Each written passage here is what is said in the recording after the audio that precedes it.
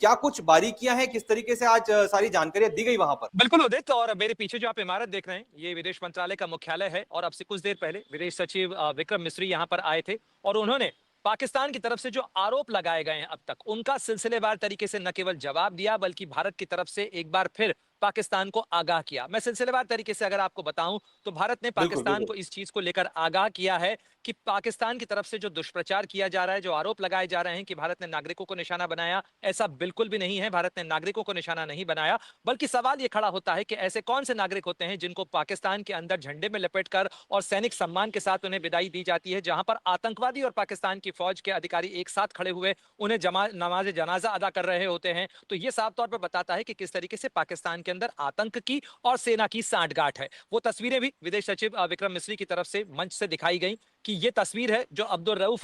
की तस्वीर है, जो कि आतंकवादी सरगना है और अमेरिका समेत दुनिया के कई देशों के अंदर एक घोषित आतंकी है, लेकिन वो नमाज जनाजा अदा करता हुआ वहां नजर आ रहा है उन आतंकियों के लिए। साथ ही उसके साथ पुलिस के और जो सेना के अधिकारी हैं वो खड़े हुए नजर आ रहे थे। साथ ही भारत की तरफ से एक बड़ी जो दो बड़ी चेतावनियां पाकिस्तान को दी गई हैं। पहली बात यह कि भारत की तरफ से एस्केलेशन नहीं किया जा रहा है, लेकिन यदि पाकिस्तान की तरफ से उकसावे की कार्रवाई होती है, जैसा कि 7 और 8 मई की दरमियानी रात हुई, जैसा आपने भी जिक्र किया, तो फिर भारत की तरफ से उसका जवाब दिया जाएगा। साथ ही एस्केलेशन जिसे कहा जाता है कि उकसावे की कार्रवाई या उत्तेजना की कार्रवाई या बढ़ावा देने की कार्रवाई, तो उस कार्रवाई की शुरुआत उदित उसकी शुरुआत तो जी, 22 अप्रैल 2025 को हो गई थी, जब पहलगाम के अंदर आतंकियों ने हमला किया था और पाकिस्तान की तरफ बिल्कुल। से उसे फॉल्स फ्लैग ऑपरेशन बताकर भारत के घावों पर नमक लगाने की कोशिश की गई थी। एक तीसरी बड़ी महत्वपूर्ण चेतावनी जो भारत की तरफ से दी गई है कि Neelum Jhelum hydroelectric power station के नाम पर अगर पाकिस्तान भारत के किसी भी प्रोजेक्ट को, भारत के किसी भी बांध परियोजना को निशाना बनाने की सोच भी रहा है,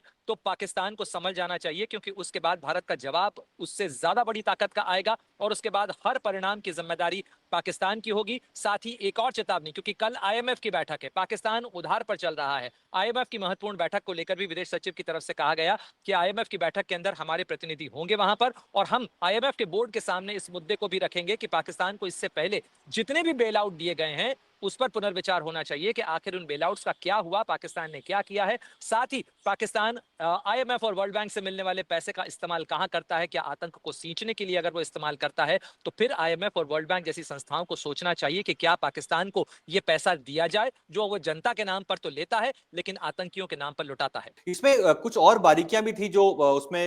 जो क्लियर हो जाए और लोगों तक पहुंचे, समझ में आएगा कि जो बात कही जा रही थी, पाकिस्तान की तरफ दावा किया जा रहा था पाकिस्तान की तरफ से कि हमने जो है भारत के को भी नुकसान पहुंचा है, इसमें बखूबी जवाब दिया विदेश मंत्रालय ने। वो क्या कुछ बारीकियां थी, क्या टेक्निकलिटी थी, आप बता सकते हैं? देखिए, बहुत सारी सवाल ऐसे थे उदित जिनके ऊपर विदेश सचिव की तरफ से स्पष्ट तौर से कहा गया कि कुछ ऑपरेशनल डिटेल्स हैं। इस समय चूंकि सिचुएशन लाइव सिचुएशन है, डायनेमिक सिचुएशन है, इसलिए ऑपरेशनल डिटेल्स नहीं बताए जा सकते हैं। ऑपरेशनल डिटेल्स को लेकर आप जानते हैं, आप और हमारे जैसे पत्रकार जब विदेश सचिव या इस तरीके के किसी माहौल में किसी प्रेस कॉन्फ्रेंस में हो, तो आपके मन में अनेकों सवाल होंगे। कौन से एयरक्राफ्ट यूज किए गए, कहां हमने हिट किया, उनकी तरफ से कहां निशाना बनाया गया था, टारगेट क्या था, पाकिस्तान जो दावे कर रहा है उनकी सच्चाई क्या है। लेकिन बहुत सारी चीजें अभी ऑपरेशनल डिटेल हैं, इसलिए बहुत सारा ज्यादा जानकारी साझा नहीं की गई। साथ ही बिल्कुल। पाकिस्तान का माहौल तो उसी बात के ऊपर उड़ जाता है उदित कि पाकिस्तान के प्रधानमंत्री अपनी संसद में खड़े होकर यह कह रहे हैं कि सोशल मीडिया पर इस तरीके की जानकारियां हैं और उन सोशल मीडिया पर जानकारियों के आधार पर अगर वो अपनी संसद के अंदर खड़े होकर अपने सांसदों को और अपने देश को गुमराह कर रहे हैं, तो इससे बड़ा मजाक कोई नहीं हो सकता। अगर वो ये दावा कर रहे हैं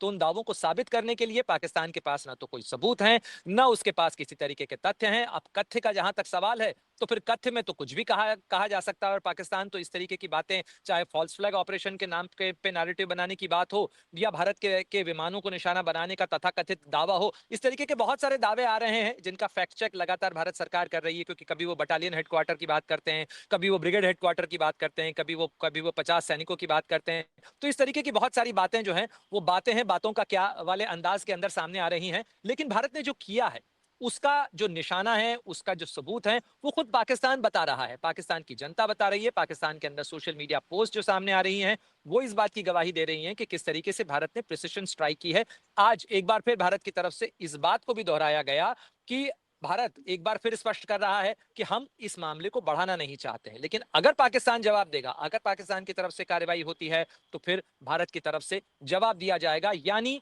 जो ओनस है यानी जो गेंद है वो पाकिस्तान के पाले में है। अब पाकिस्तान को तय करना है कि क्या वो खुली जंग चाहता है, क्या वो भारत के साथ टकराव चाहता है, या वो इस बात को स्वीकार करना चाहता है कि भारत ने आतंकवादियों के खिलाफ कार्रवाई की है। वो कार्रवाई जो करनी तो पाकिस्तान को थी, लेकिन पाकिस्तान ने चूंकि बरसों कार्रवाई नहीं की उन आतंकियों के खिलाफ, बल्कि वो उन्हें पालता पोसता पनाह देता रहा, तो फिर मजबूरन भारत को यह कदम उठाना पड़ा। अगर आप ये वीडियो YouTube पर देख रहे हैं तो हमारे चैनल को सब्सक्राइब कर बेल आइकन दबाएं, और Facebook पर देख रहे हैं तो हमारे पेज को लाइक करें। 8 मिलियन प्लस सब्सक्राइबर, आपके इस भरोसे के लिए बहुत धन्यवाद।